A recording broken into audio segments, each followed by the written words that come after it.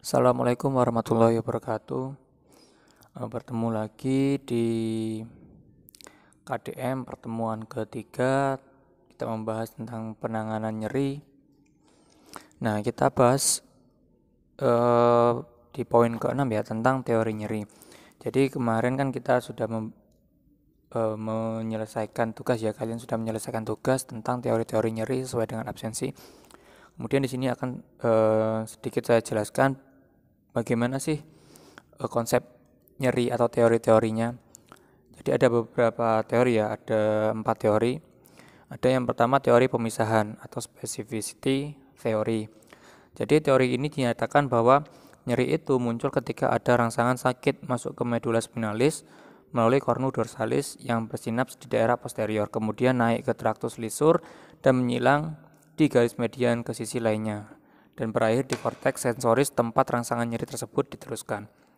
Jadi menurut teori pemisahan ini ya, atau specificity teori, jadi nyeri pada dasarnya nyeri itu kan berupa rangsangan ya, kemudian rangsangan tersebut disalurkan ke medula spinalis ya, ke medula spinalis atau tulang belakang, kemudian dia itu naik sampai ke otak. Nah, ketika menuju naik ke otak terjadi penyilangan.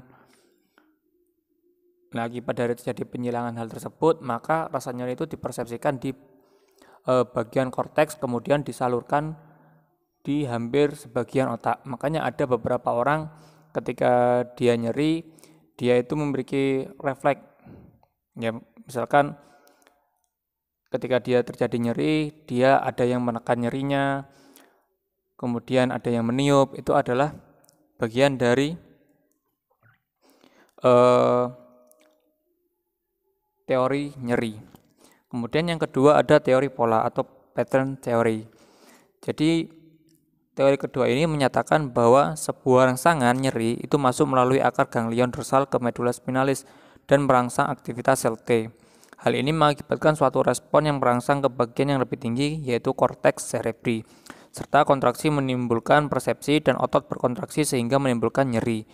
Persepsi dipengaruhi oleh modalitas dari reaksi sel T. Jadi ini hampir sama dengan teori pemisahan ya, kalau teori pola. Kalau di teori pola ini ada tambahan lagi, tambahnya apa? Jadi nyeri itu melalui akar ganglion. Jadi sistem saraf yang berada antara sistem saraf pusat dengan saraf perifer. Kemudian dia masuk ke medula spinalis dan merangsang aktivitas sel T. Nah, ini mengakibatkan suatu respon yang merangsang bagian yang lebih tinggi. Kemudian respon dari sel T dan medula spinalis ini, karena medula spinalis ini sebagai penghantar saja ya, sebagai jalannya saja, kemudian naik rangsangan nyeri tadi, naik ke korteks cerebri, ke otak. Nah, otak itu menyuruh bagian yang nyeri itu, ototnya itu disuruh berkontraksi. Nah, ketika bagian yang terjadi nyeri, ototnya berkontraksi, maka disitulah nyeri itu terjadi. Jadi yang kedua ini akibat dari rangsangan, kemudian otak mempersepsikan nyeri, kemudian dari persepsi otak tersebut, maka bagian sel otot itu dikontraksikan atau ditegangkan, sehingga ketika dia menegang terjadi yang namanya nyeri. Kemudian yang ketiga ada teori pengendalian atau gate control theory. Jadi menurut teori pengendalian ini, nyeri itu bergantung dari kerja saraf besar dan kecil yang keduanya berada dalam akar ganglion dorsalis. Rangsangan pada serat saraf besar akan meningkatkan tertutupnya pintu mekanisme sehingga aktivitas sel T terhambat dan menyebabkan hantaran rangsangan ikut terhambat. Jadi kalau gate control teori ini dia menjelaskan bahwasanya nyeri itu tergantung dari kerja saraf. Ada saraf yang besar, ada saraf yang kecil. Kalau kalian lihat saraf perifer ya, saraf perifer itu lebih kecil daripada sistem saraf pusat.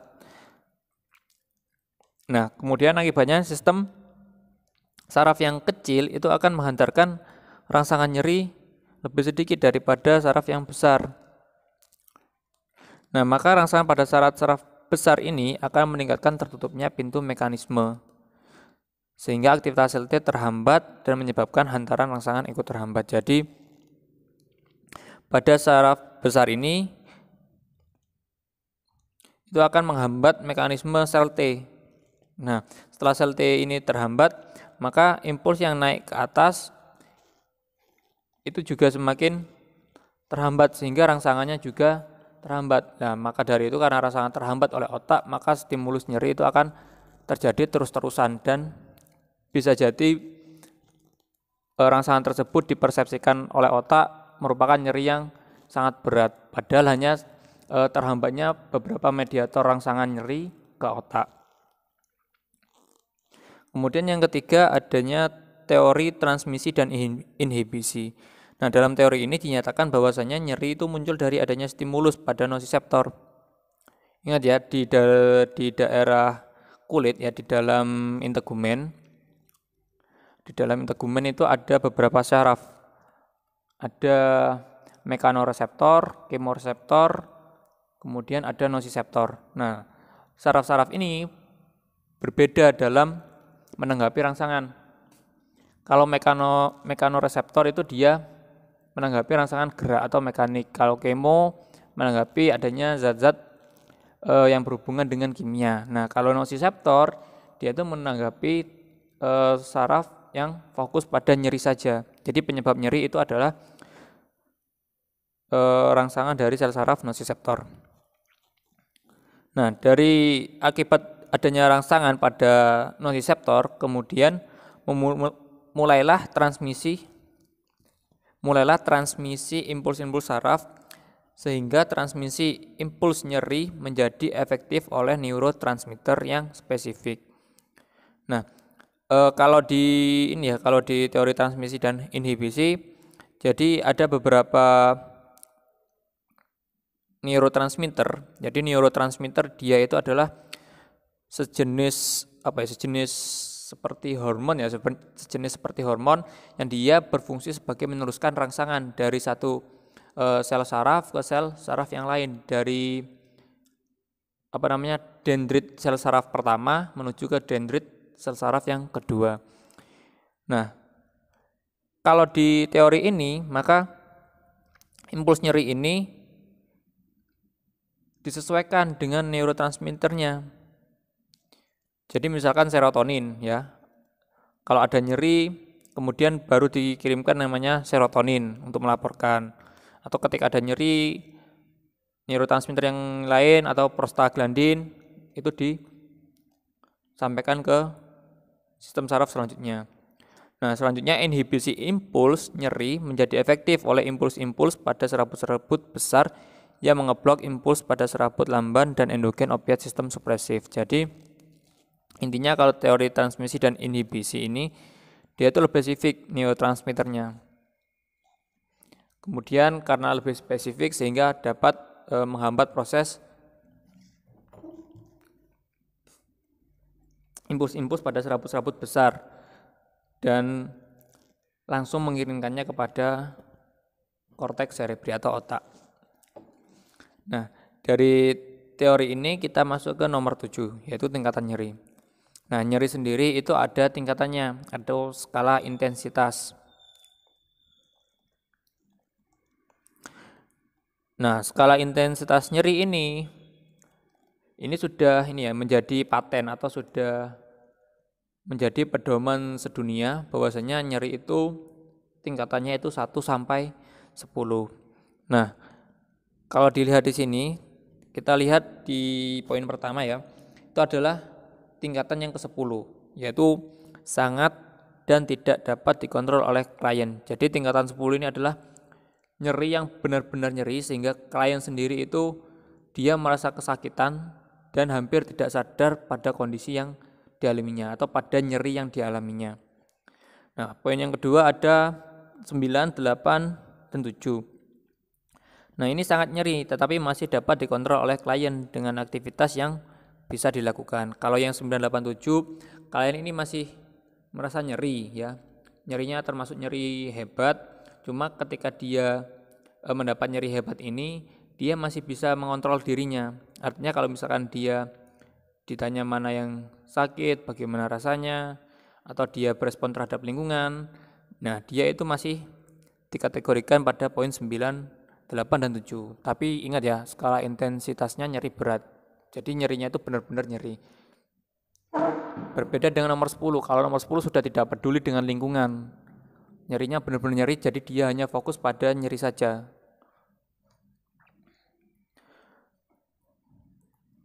Kemudian nomor 6 atau skala yang ke-6 yaitu nyeri seperti terbakar atau ditusuk-tusuk. Ini kalau nyeri yang seperti ini berarti hampir sebagian seperti rasanya kulit terbakar atau ketika tertusuk satu benda tajam. Kemudian yang poin 5, nyeri seperti tertekan atau bergerak. Nah, nyerinya yang nomor 5 ini nyerinya seperti ketindian ya. Seperti tertekan sesuatu yang berat atau ketika dia itu bergerak merasa sangat sakit atau seperti tertekan. Bergerak tapi dalam kondisi tertekan. Kemudian nomor 4 ada nyeri seperti kram atau kaku. Nah, kalau yang nyeri 4 ini biasanya banyak sekali dialami oleh perempuan-perempuan ya, seperti mau datangnya haid, itu termasuk nyeri skala 4, jadi kram atau kaku. Kemudian yang skala yang nomor 3, nyeri seperti perih atau mules. Nah, kalau skala 3 ini contohnya nyeri seperti perih atau mules ya biasanya kalau misalkan sakit mah itu adalah berada di posisi nomor 3. Tapi tidak menutup kemungkinan orang yang sakit mah itu bisa skala nyerinya itu di tingkat 6, seperti terbakar atau ditusuk-tusuk. Kemudian yang skala nomor 2, nyeri seperti melilit atau terpukul. Ini biasa ya. Kalau yang seperti nomor 2 ini biasanya masalah yang paling banyak itu di bagian perut ya.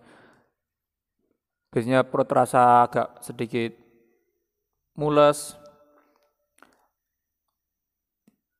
tapi mulusnya itu tidak seperti yang nomor 3, seperti terlilit. Kalau terpukul ya seperti kayak sepak bola, adu gares. Kemudian yang poin nomor 1, nah ini ya skala nyeri yang paling ringan ya. Nyeri yang paling ringan itu seperti gatal, tersetrum atau nyut-nyutan. Jadi ketika kalian digigit nyamuk itu termasuk nyeri. Ya. Karena yang di awal kita bahas, nyeri itu adalah suatu hal yang tidak menyenangkan atau mengenakkan. Ya cokot nyamuk itu benar gatal, tapi kalau di dunia medis dia itu masih masuk dalam kategori nyeri. Nah, kalau kita sudah tahu tentang skala intensitas nyeri, maka skala intensitas nyeri ini dibagi menjadi beberapa poin. Jadi kita tidak bisa menggambarkan kalau ini misalkan orang yang mau haid ya, digambarkan oh ini nyeri skala 4. Berarti nyerinya masuk nyeri apa? Nyeri skala 4. Nah, tidak, melainkan di sini ada klasifikasinya. Nah, klasifikasi dari nyeri atau tipe nyeri itu dibagi menjadi 4 ya. Yang 10 itu nyeri sangat berat, kemudian ada nyeri berat, sedang, dan ringan. Nah, nyeri sangat berat itu di poin 10. Jadi khusus poin 10 yang nyerinya benar-benar nyeri berat atau dia tidak dapat mengontrol nyeri, bahkan dia tidak sadar tentang kondisinya, itu termasuk nyeri berat. Nah, contoh dari nomor 10 ini ya, tipe nyeri sangat berat, itu adalah contohnya ketika ada seorang pasien yang selesai diamputasi. Ya, ketika dia selesai diamputasi tapi obat penenangnya itu sudah habis, maka itu akan timbul yang namanya nyeri berat. Atau ketika kecelakaan, kemudian kakinya itu remuk, ya kakinya itu remuk, itu termasuk nyeri berat. Tapi nyeri berat ini tergantung dari kondisi pasien ya. Kalau misalkan kakinya remuk tapi dia masih bisa menahan, berarti dia masuk ke bawahnya. Nyeri berat, bukan yang sangat berat. Karena kembali lagi ke konsep awal, nyeri itu setiap orang berbeda-beda. Persepsi nyeri bagi setiap orang itu berbeda-beda, sehingga intensitas nyeri atau ambang skala nyeri pada setiap orang itu jelas beda. Misalkan ada orang yang kecelakaan kemudian kakinya itu hancur ya atau remuk karena terlindas truk, itu ada orang yang sangat nyeri berat, artinya dia tidak sadar mengenai kondisi lingkungan sekitar. Saking nyerinya bahkan dia tidak tahu bagaimana kondisi sebenarnya. Yang kedua, ada orang yang ketika dia kecelakaan kakinya terlindas truk tapi dia sadar, dia hanya merasakan nyeri tapi tahu kondisinya, artinya dia masih sadar tentang lingkungan sekitar, sadar tentang dirinya di mana. Nah, itu adalah contoh dari tipe yang ketujuh, nyeri berat. Nah, kemudian ada 4-6 yaitu nyeri sedang, 1-3 itu nyeri ringan, dan 0 itu tidak ada nyeri.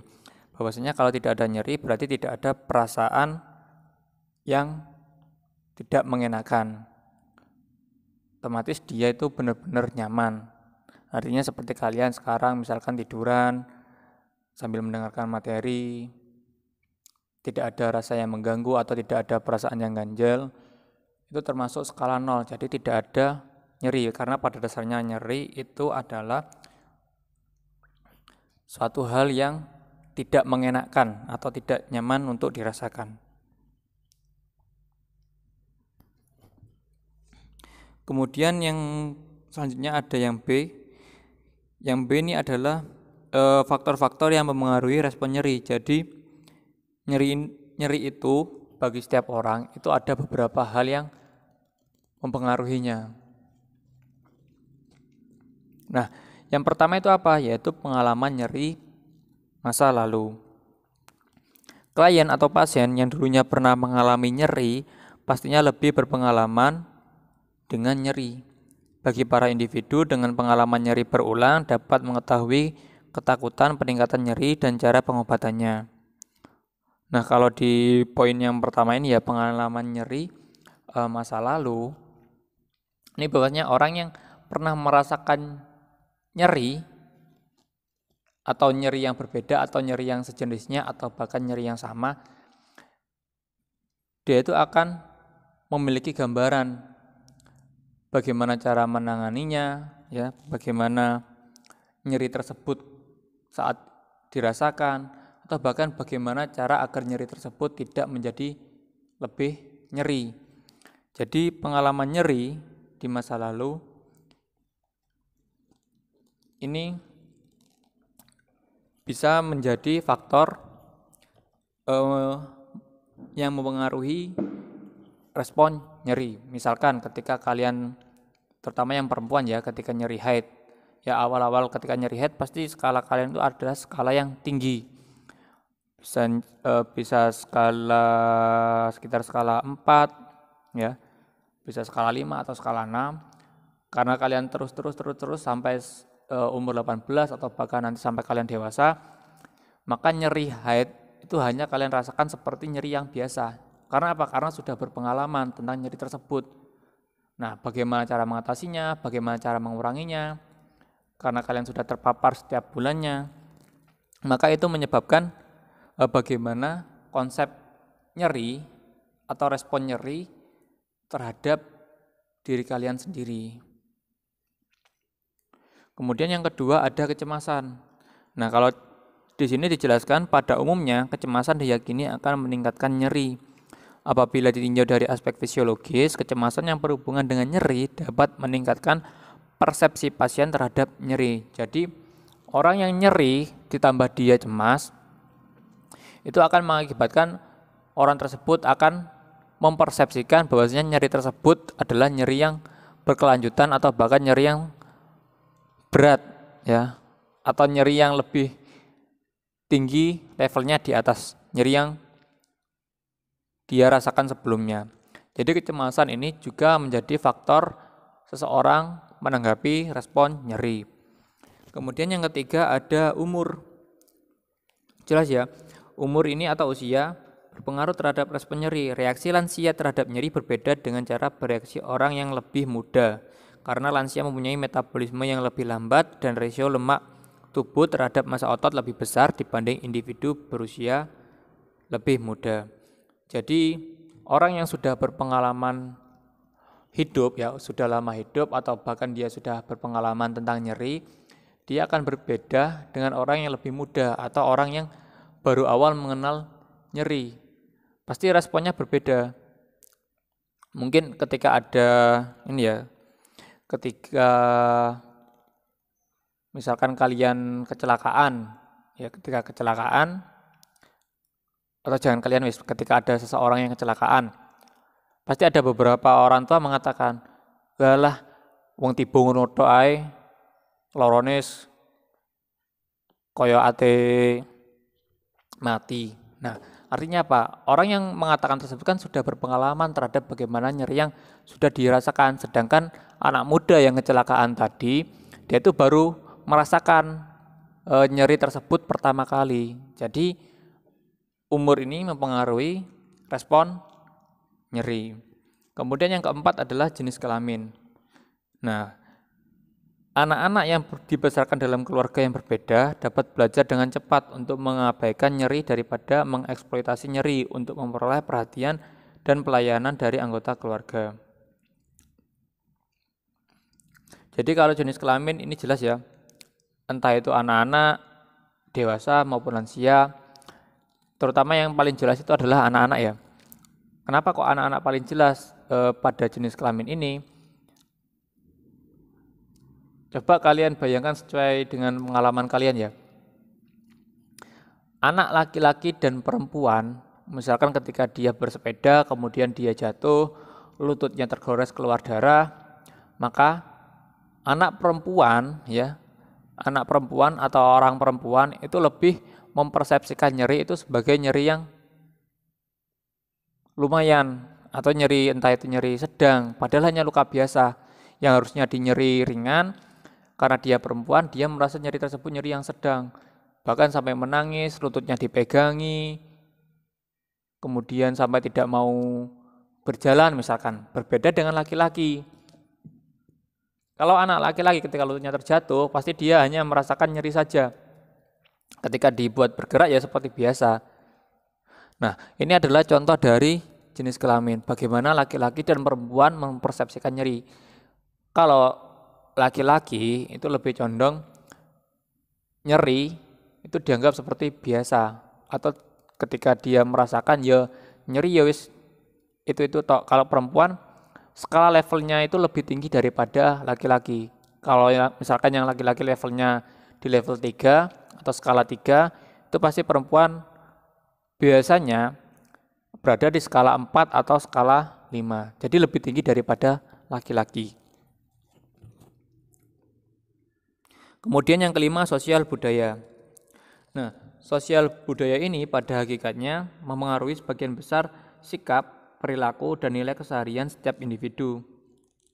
Nah, wajar saja jika dikatakan budaya memengaruhi reaksi individu terhadap nyeri. Contohnya, kalian pernah lihat kan bagaimana ada beberapa suku yang telinganya itu ditindik sampai berlubang besar. Nah, bagi kita ya yang tidak berada di budaya tersebut pasti mengatakan ketika proses pendidikan ya ketika dibuat seperti itu kemudian diberi lubang di dalamnya secara berlangsung lama itu pasti akan terjadi nyeri. Sedangkan kita yang tidak mengalami budaya tersebut pasti mempersepsikan nyerinya itu sangat nyeri atau sedang, dalam level sedang. Sedangkan mereka hanya mengatakan kalau itu sudah biasa pada budaya mereka. Atau bahkan ada beberapa budaya ketika harus ada luka di bagian tubuh. Maka mereka menganggap luka tersebut bukan sebagai luka karena kecelakaan ya. Karena sudah menjadi budaya. Akhirnya dia mempersepsikan nyeri yang saya alami sama dengan nyeri orang-orang yang di sekitar saya alami. Jadi hal itu adalah nyeri yang wajar. Jadi responnya mungkin respon biasa saja terhadap nyeri tersebut. Kemudian yang keenam ada nilai agama. Nah, nilai agama juga mempengaruhi reaksi nyeri. Individu yang beragama menganggap nyeri dan penderitaan sebagai cara untuk membersihkan dosa. Nah, kalau di dalam Islam sendiri ya, kalau di dalam Islam bahwasanya orang yang sakit ya, entah itu sakit demam atau sakit yang lain, karena konsep nyeri kan tadi perasaan yang tidak menyenangkan. Nah, maka sakit tersebut itu akan mengurangi dari dosa-dosa kita. Jadi ketika kita sakit, kalau dalam Islam itu berarti posisi dosa kita itu sedang dikurangi oleh Allah. Kemudian yang ketujuh, lingkungan dan dukungan orang yang terdekat. Lingkungan dan dukungan orang terdekat. Jadi, lingkungan dan dukungan keluarga juga dapat mempengaruhi nyeri seseorang. Banyak orang yang merasa lingkungan pelayanan kesehatan yang asing, khususnya misalkan cahaya, kebisingan, aktivitas yang sama di ruang perawat intensif, dapat menambah nyeri yang dirasakan. Jadi, ketika kita merasakan nyeri, artinya tidak ada ini ya, ada respon ketidaknyamanan pada tubuh kita, ditambah lagi ketika suasana lingkungan atau sebagian orang yang di sekitar kita itu adalah orang-orang yang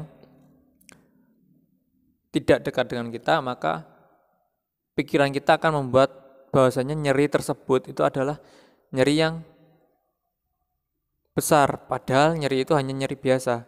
Maka keluarga ini dapat mempengaruhi lingkungan dan dukungan orang terdekat atau keluarga itu dapat mempengaruhi nyeri. Contohnya ketika kalian sakit ya. Kalian sakit kemudian ditemani oleh orang terdekat, misalkan orang tua, maka nyeri kalian itu akan sedikit berkurang. Karena apa? Karena ada respon terdekat, artinya kalian merasakan nyaman. Nah, beda dengan ini ya, beda dengan kecemasan tadi ya.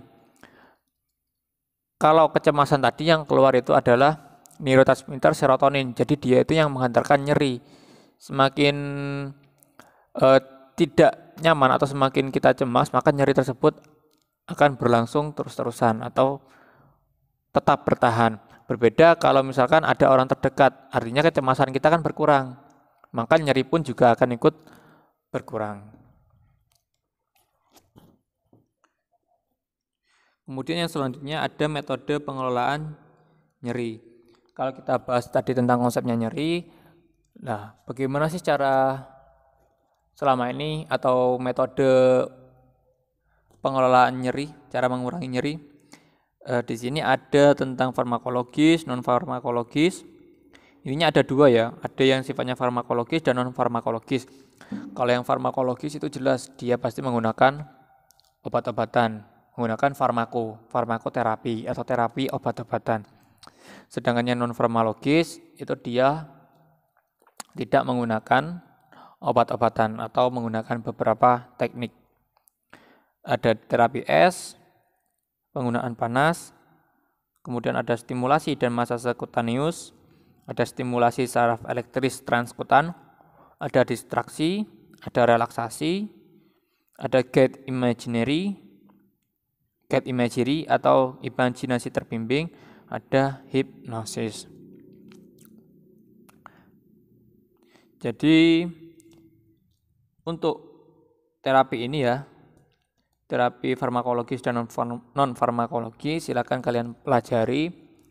Kalau farmakologis itu kira-kira obatnya yang digunakan itu golongan apa.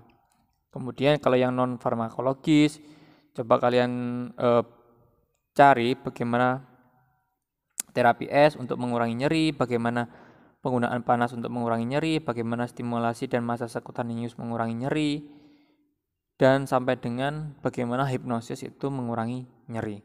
Jadi kalian cari-cari saja di website, ini bukan tugas. Semoga kalian kedepannya nanti belajar, karena kalau kalian belajar lebih dulu, kalian akan punya pertanyaan. Nah, karena yang saya bacakan ini sekedar ada di buku, kalau kalian mencari explore lebih, kalau ada pertanyaan silakan ditanyakan. Karena ini untuk model pertemuan depan, ya terapi farmakologis dan non farmakologis, sebelum kita membahas tentang yang ini, tentang asuhan keperawatan nyeri. Mungkin sekian untuk pertemuan ketiga. Silakan untuk yang ada pertanyaan, tanyakan di Classroom, karena biar semua dapat ilmunya juga. Sekian dari saya. Assalamualaikum warahmatullahi wabarakatuh.